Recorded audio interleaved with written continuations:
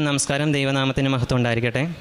എൻ്റെ പേര് അഭിജിത്ത് കൃഷ്ണൻ എന്നാണ്. എൻ്റെ വീട് ഇവിടെ അടുത്ത് തന്നെയാണ്. ഒരു 24 രൂപ പോയിൻ്റ് അകലെയാണ് എൻ്റെ വീട്. ഞാനൊരു അക്രൈസ്തവനാണ്. ഒരു ഹിന്ദു കുടുംബത്തിൽ നിന്നാണ് ഞാൻ വരുന്നത്. ആദ്യമായിട്ട് ഞാനിവിടെ വരുന്നത് 2019 അതിനുശേഷം ഉടമ്പടി എടുക്കാൻ വേണ്ടി വരുന്നത് 22/12/2022 ഇന്ന് ഞാൻ സാക്ഷ്യം പറയുന്ന ഡേറ്റ് 26/6/2026 എൻ്റെ ജീവിതത്തിൽ മാതാവിൻ്റെ ഇടപെടൽ കൊണ്ട് എൻ്റെ ജീവിതത്തിൽ സംഭവിച്ച ഒരുപാട് കാര്യങ്ങളുണ്ട്. അതിൽ വളരെ പ്രധാനപ്പെട്ട കുറച്ച് കാര്യങ്ങൾ മാത്രമാണ് ഞാൻ നിങ്ങളോട് പറയുന്നത്. ഇത് ഒരു അനുഗ്രഹത്തിൻ്റെ ലെവലിലുള്ള ഒരു സാക്ഷ്യമാണ്. ഇനി എനിക്കൊരു സാക്ഷ്യം കൂടി പറയാനുണ്ട്. കോളേജിൽ ഞാൻ പഠിച്ചുകൊണ്ടിരിക്കുന്ന സമയത്ത് എൻ്റെ സെമസ്റ്റർ എക്സാം, പ്രാക്ടിക്കൽ എക്സാമിൻ്റെ സമയത്ത് ഓട്ടോമൊബൈലിൻ്റെ എക്സാം നടന്നുകൊണ്ടിരിക്കുക. ആ എക്സാമിന് പോകുന്നതിന് മുമ്പ് ഞാൻ പറഞ്ഞു, അമ്മേ എനിക്ക് വയ്യാണ്ടിരിക്കുകയാണ്, എനിക്ക് കിഡ്നി സ്റ്റോണിൻ്റെ പ്രശ്നങ്ങളൊക്കെ ആയിട്ട് ഒരുപാട് വയ്യാണ്ടിരിക്കുക. ഹോസ്പിറ്റലിൽ പോയി ഇങ്ങനെ വീണ്ടും ഹോസ്പിറ്റലിൽ പോവുക, മരുന്ന് കഴിക്കുക, ഇങ്ങനെയൊക്കെ പോയിക്കൊണ്ടിരിക്കുന്ന സമയത്ത് ഈ എക്സാം വരുന്നത്. അപ്പോൾ ഞാൻ അമ്മയോട് പറഞ്ഞു, അമ്മേ ഇതൊരു പ്രാക്ടിക്കൽ എക്സാമാണ്, മെക്കാനിക്കലാണ് പഠിക്കുന്നത്, എന്താണെങ്കിലും നമ്മളത് ചെയ്തേ പറ്റുള്ളൂ. പക്ഷേ നിലവിലത്തെ സാഹചര്യത്തിൽ എനിക്ക് വയ്യാത്ത കാരണം കൊണ്ട് എനിക്കത് ചെയ്യാൻ പറ്റത്തില്ല. 7 എക്സ്പെരിമെൻറ്റുകളുണ്ട്, അതിൽ ഏതെങ്കിലും 5 എണ്ണം നമ്മൾ ചെയ്തേ പറ്റുള്ളൂ. 5 എണ്ണത്തിൽ ഏതാണോ കിട്ടുന്നത് അത് നമ്മൾ ചെയ്യണം. അപ്പോൾ എക്സാം ഹാളിൽ ചെല്ലുമ്പോൾ അവിടെ കുറേ പേപ്പറുകൾ ഇങ്ങനെ നിരത്തി വെച്ചിട്ടുണ്ടാകും. ഏതെങ്കിലും ഒരു പേപ്പറിൽ നിന്ന് നമ്മൾ എടുക്കണം. പേപ്പറിലുള്ള എന്താണോ അതാണ് നമുക്ക് ചെയ്യേണ്ടത്. അപ്പോൾ ഞാൻ അമ്മയോട് തലേ ദിവസം തന്നെ അമ്മയോട് പറഞ്ഞു, രാത്രിയിൽ ഞാൻ അമ്മയോട് പറഞ്ഞു, അമ്മേ ഞാൻ ചെല്ലുമ്പോഴത്തേക്കും 2ാമത്തെ പേപ്പറേ ഞാൻ എടുക്കുകയുള്ളൂ, 2ാമത്തെ പേപ്പറിൽ ഞാൻ പഠിച്ചിട്ടുള്ള കാര്യം ഉണ്ടാകണം. അങ്ങനെ ഞാൻ അവിടെ ചെന്ന് പ്രാർത്ഥിച്ച് 2ാമത്തെ പേപ്പർ കിട്ടി. എന്താ കിട്ടിയെന്ന് അറിയോ? എൻജിൻ. കിട്ടാവുന്നതിൽ വെച്ച് ഏറ്റവും പാടുള്ള സംഭവമാണ്. 7 കോമ്പോണൻസ് വരെ നമ്മൾ ബുക്കിൽ വരയ്ക്കണം, എക്സാം പേപ്പറിൽ വരച്ചു കൊടുക്കണം. അങ്ങനെ എല്ലാവരും എക്സാമൊക്കെ എഴുതാൻ വേണ്ടി പോകുമ്പോഴത്തേക്കും ഞാനിരുന്ന് വരക്കില്ല, ഞാൻ മാത്രം കഴിഞ്ഞിട്ടില്ല, ബാക്കി എല്ലാവരും പോയി. ഈ വയ്യാണ്ട് വെച്ചുകൊണ്ട് ആരോടും പറഞ്ഞിട്ടില്ല, വയ്യ എന്നുള്ള കാര്യം പറയാണ്ടാണ് ഈ എക്സാം ഇരുന്ന് എഴുതുന്നത്. എഴുതി കഴിഞ്ഞ് ഒരു സാറ് വന്നിട്ട് ഈ പേപ്പറെല്ലാം വാങ്ങിച്ചിട്ട് വേറൊരു സാറിനോട് കൊടുത്തിട്ട് പറഞ്ഞത്, നമുക്ക് ഇവനെല്ലാം അങ്ങോട്ടേക്ക് വിടാം. കാരണം അവിടെ 2 എഞ്ചിനുകൾ ഇരിപ്പുണ്ട്.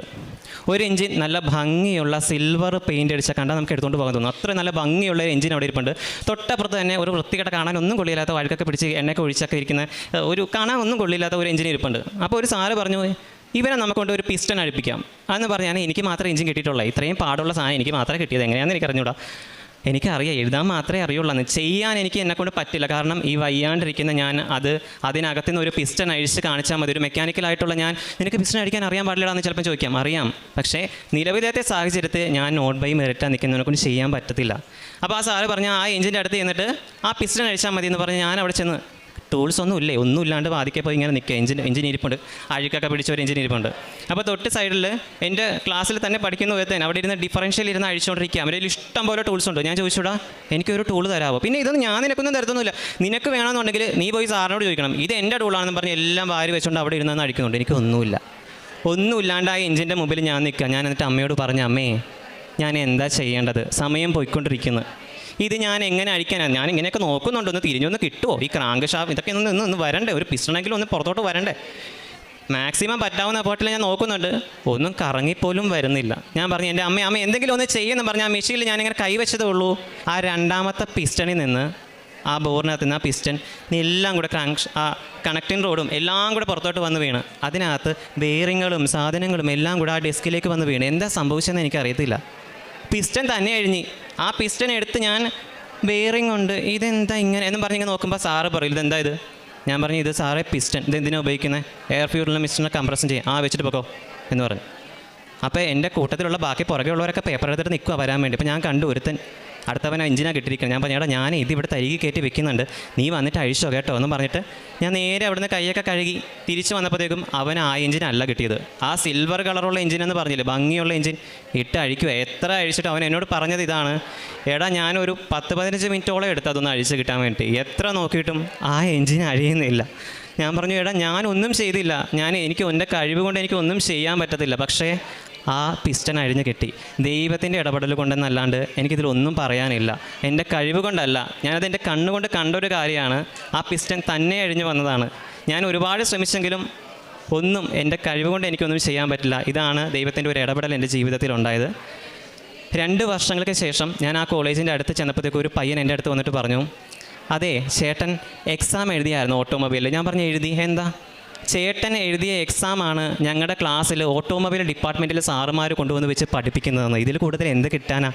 ഇന്നേ വരെയും ഓട്ടോമൊബൈൽ ഡിപ്പാർട്ട്മെൻറ്റിൽ അങ്ങനെ ഒരാളായ എക്സാം എഴുതിയിട്ടില്ല. അത്രയും വൃത്തിയായിട്ട് വേറൊരു ഡിപ്പാർട്ട്മെൻറ്റിലുള്ള ഒരാളായ ഞാൻ, എന്നെപ്പോലെ അങ്ങനെ ഒരാളായ എക്സാം എഴുതിയിട്ടില്ല. ഇതിൽ കൂടുതൽ ദൈവത്തിന് ഞാൻ എന്ത് നന്ദി പറയാനാണ്?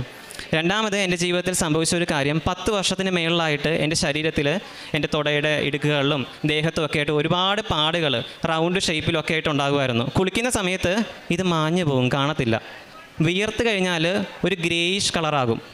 നമ്മൾ ശരിക്കും ഡ്രൈ ആയിട്ടിരിക്കുന്ന സമയത്താണെങ്കിൽ ഇങ്ങനെ ചുരണ്ടപ്പോഴത്തേക്കും ഇങ്ങനെ പൊടിഞ്ഞ് ഇങ്ങനെ വന്നുകൊണ്ടിരിക്കും.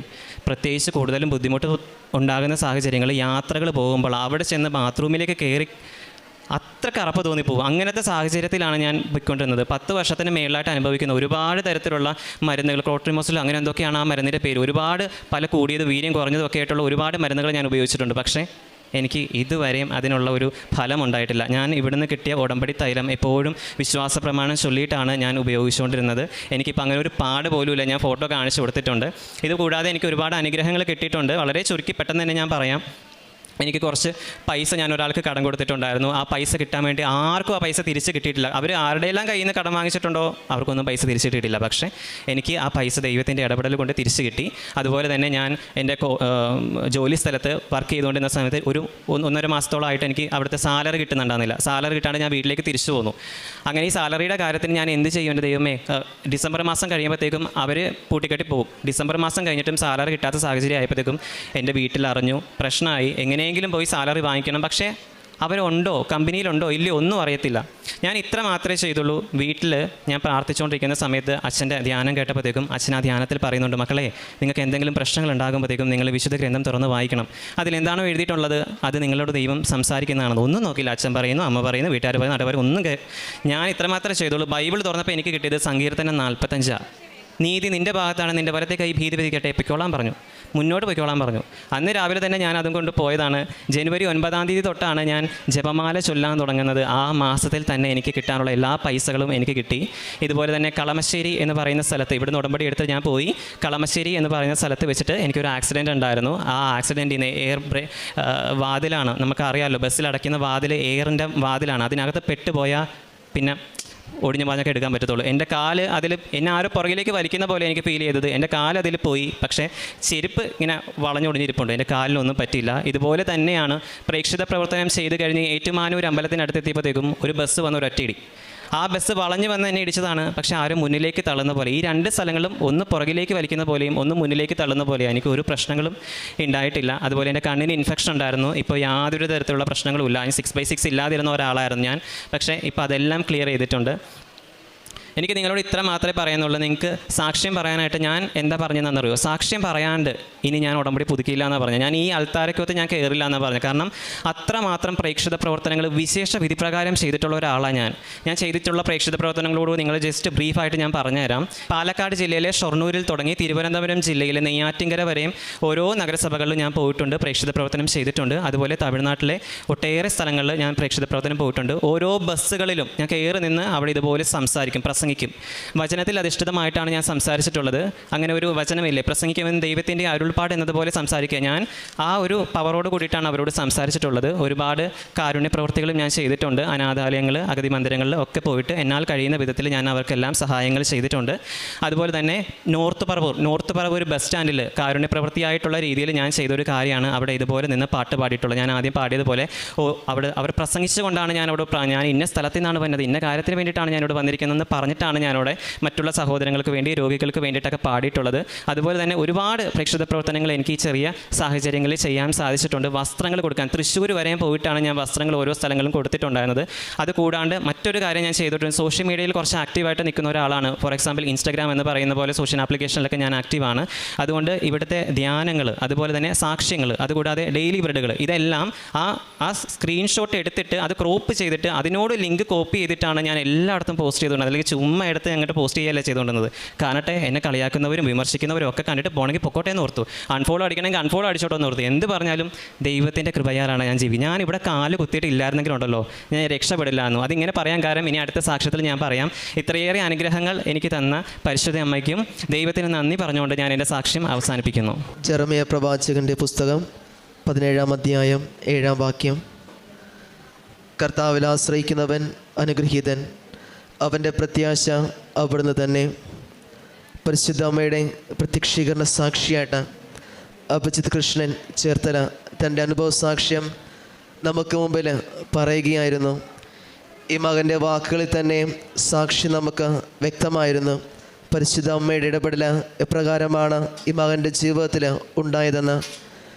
തൻ്റെ സെമസ്റ്റർ എക്സാമിൻ്റെ പ്രാക്ടിക്കൽ എക്സാമിന് എപ്രകാരം പഠിച്ചിട്ടുള്ള കാര്യങ്ങളെക്കുറിച്ചുള്ള പ്രാക്ടിക്കൽ ചെയ്യുമ്പോൾ എഞ്ചിനെക്കുറിച്ചുള്ള കാര്യങ്ങളാണ് ചെയ്യേണ്ടിയിരുന്നാൽ ആ സമയത്തുണ്ടായിരുന്ന ശാരീരികമായ അസ്വസ്ഥതകളിലേക്ക് പുറത്തു നിന്നുകൊണ്ടാണ് ഈ എക്സാം എഴുതുവാനായിട്ട് ഈ മകൻ കടന്നു ചെല്ലുകയൊക്കെ ചെയ്തത്. എന്നാൽ പൂർണ്ണമായിട്ട് ഈ മകന് ആ ഒരു എക്സാം നല്ല രീതിയിൽ ചെയ്യുവാനും അത് കൂടുതൽ ബുദ്ധിമുട്ടായിരുന്നിട്ട് പോലും, അതായത് മറ്റുള്ള കുട്ടികൾക്ക് ലഭിക്കാത്ത ഒരു ക്വസ്റ്റ്യനാണ് എഞ്ചിൻ എന്ന ഭാഗത്തെക്കുറിച്ച് കിട്ടുക, അത് പൂർണ്ണമായിട്ട് അവന് ചെയ്യുവാനായിട്ട് സാധിക്കുകയുണ്ടായി. അതോടൊപ്പം തന്നെ 10 വർഷത്തോളം ഉണ്ടായിരിക്കുന്ന തനിക്ക് രോഗസൗഖ്യം, അതുതന്നെ ഒത്തിരിയേറെ ബുദ്ധിമുട്ടുകൾ അനുഭവിച്ച ഈ മകന് ഉടമ്പടി തൈലത്തോട് ചേർന്നുകൊണ്ട് തൻ്റെ ജീവിതത്തെ ക്രമപ്പെടുത്തിയപ്പോൾ അത് പൂർണ്ണമായിട്ടൊരു പൂർണ്ണ സൗഖ്യമായിട്ട് മാറുകയൊക്കെ ചെയ്തു. അതുപോലെ തന്നെ ഈ മകൻ്റെ കാരുണ്യ പ്രവൃത്തികളൊക്കെ വളരെയേറെ വ്യക്തമായിരുന്നു. പല സ്ഥലങ്ങളിലായിട്ട് കൊണ്ടു നടന്നുകൊണ്ടും പാട്ടുപാടിയും ദൈവത്തേക്ക് പുകഴ്ത്തിക്കൊണ്ട് ക്രിസ്തുവിന് വേണ്ടിയിട്ട് സാക്ഷിയായിട്ട് മരുടമ്പടിയെ തൻ്റെ ജീവിതത്തോട് പൂർണ്ണമായിട്ടും ജീവിച്ചു. ഈ മകൻ മുമ്പോട്ടുള്ള ജീവിതത്തിലും ഇനി പരിശുദ്ധമ്മയുടെ പ്രത്യക്ഷീകരണ സാക്ഷിയായിട്ട് ഈ മകനെ ഇനി ഉയർത്തട്ടെ എന്നും, ഒപ്പം ഇത് കേൾക്കുന്ന നമ്മുടെ ഓരോരുത്തരുടെ നിയോഗങ്ങളിലും ആവശ്യങ്ങളിലും പരിശുദ്ധമ്മ നമ്മെയും പ്രത്യക്ഷീകരണ സാക്ഷിയായിട്ട് മാറ്റണമേ എന്ന് നമുക്ക് പ്രാർത്ഥിക്കുകയും ചെയ്യാം. കർത്താവേ, നിന്റെ ഉന്നതമായ നാമത്തിന് സ്തോത്രം ചെയ്യുന്നു. കർത്താവേ, നിന്റെ വിശുദ്ധ പൗരോഹിത്യത്തെ മഹത്വപ്പെടുത്തണമേ.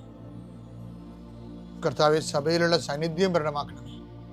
40 വർഷം ഞാൻ അർപ്പിച്ച കുർബാനയുടെ യോഗ്യതയാൽ കൃപാസ്ഥാനത്താറെ ജീവനോടെ പ്രത്യക്ഷപ്പെട്ട മാതാവിൻ്റെ പ്രത്യക്ഷീകരണത്തിൻ്റെ യോഗ്യതയാൽ അൾത്താരയിൽ നടന്ന 10,000 ആരാധന ശക്തിയാൽ ദൈവവേദനെ നിന്നെയും നിന്റെ കുടുംബത്തെയും ഈശോനാമത്തെ ആശീർവദിക്കുന്നു. ഇന്ന് നിന്റെ ജീവിതം അഭിമുഖീകരിക്കുന്ന എല്ലാ വിഷയങ്ങളും, നീ കണ്ടുമുട്ടുന്ന വ്യക്തികൾ, നീ ഭയക്കുന്ന വിഷയങ്ങൾ, ഇൻ്റർവ്യൂകൾ, ടെസ്റ്റുകൾ, യാത്ര ചെയ്തെത്തുന്ന ഇടങ്ങൾ, നിന്റെ ജോലിപ്പാടുകൾ, ശുശ്രൂഷ ഇടങ്ങൾ, കർത്താവിൻ്റെ നാമത്തെ അനുഗ്രഹിക്കപ്പെടട്ടെ. സഞ്ചാരി മാതാവ്, സമയത്തിൻ്റെ അധികാരി, നിന്റെ ഉടമ്പടി വഴികളിലൂടെ നിന്നെ വേർപിരിയാതെ നിനക്ക് വേണ്ടി വാദിച്ചും നിന്നെ സപ്പോർട്ട് ചെയ്തും നിനക്ക് വേണ്ടി നീ ചെയ്യാനുള്ള ജോലി ഏറ്റെടുത്തും നിന്നെ സന്ധിക്കട്ടെ ദൈവവേദനെ.